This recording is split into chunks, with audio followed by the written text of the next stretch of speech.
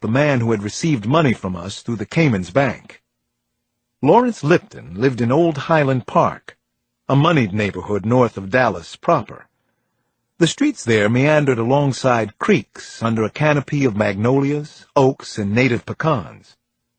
The grounds of nearly every house were expensively landscaped, and most of the traffic during the day consisted of tradesmen, nannies, cleaning services, and gardeners. So far, the evidence we'd gathered on Lipton was contradictory, though.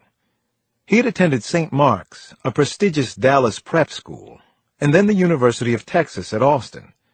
His family and his wife's were old Dallas oil money, but Lawrence had diversified and now owned a Texas winery, a venture capital group, and a successful computer software company.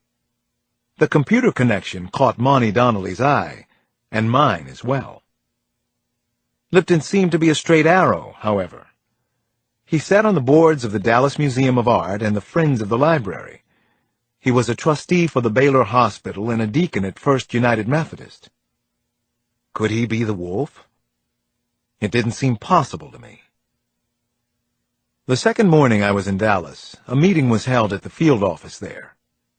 Senior Agent Nielsen remained in charge of the case, but it was clear to everyone that Ron Burns was calling the shots on this from Washington. I don't think any of us would have been too surprised if Burns had shown up for the briefing himself. At 8 in the morning, Roger Nielsen stood before a room full of agents and read from a clipboard. "They've been real busy through the night back in Washington," he said, and seemed neither impressed nor surprised by the effort. Apparently, this had become SOP on cases that got big in the media. "I want to acquaint all of you with the latest on Lawrence Lipton. The most important development is that he doesn't seem to have any known connections to the KGB or any Russian mobs. He isn't Russian. Maybe something will turn up later, or maybe he's just that good at hiding his past. In the 50s, his father moved to Texas from Kentucky to seek his fortune on the prairie. He apparently found it under the prairie, in West Texas oil fields." Nielsen stopped and looked around the meeting room, going from face to face. "There is one interesting recent development," he went on. "Among its holdings, Lipton's Micromanagement owns a company called Safe Environs in Dallas. Safe Environs is a private security firm. Lawrence Lipton has recently put himself under armed guard. I wonder why. Is he worried about us, or is he scared of somebody else? Maybe like the big bad wolf." Chapter 90. If it wasn't so incredibly terrifying, it would be mind-boggling. Lizzie Connolly was still among the living. She was keeping herself positive by being somewhere else, anywhere but here in the horrid closet, with this complete madman bursting in 2, 3, sometimes 5 times a day. Mostly she got lost in her memories. Once upon a time, and it seemed so long ago, she had called her girls Mary Berry, Bobby Doll, names like that. They used to sing High Hopes all the time, and songs from Mary Poppins. They had endless positive energy thoughts, which Lizzie called happy thoughts, and always shared them with one another, and with Brendan, of course. What else could she remember? What?